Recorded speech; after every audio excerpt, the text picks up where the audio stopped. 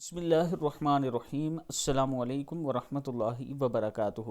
رسول اللہ صلی اللہ علیہ وآلہ وسلم نے ارشاد فرمایا، بچوں کی پرورش اس طرح کریں، آپ کے پچھلے گناہ معاف ہو جائیں گے۔ رسول اللہ صلی اللہ علیہ وآلہ وسلم نے ارشاد فرمایا، عورت اپنی حالت حمل سے لے کر بچہ جننے اور دودھ چھڑوانے تک فضیلت اور ثواب میں ایسے ہے جیسے اسلام کی راہ میں سرحد کی نگہبانی کرنے والی۔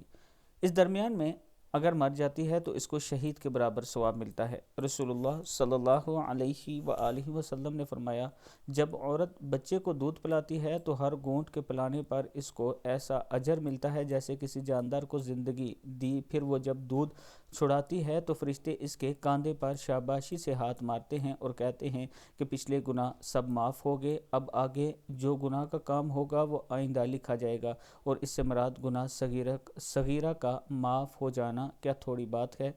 اللہ تعالیٰ ہماری عورتوں اور ہم سب کو اپنے بچوں کی اچھی تربیت کرنے کی توفیق دے۔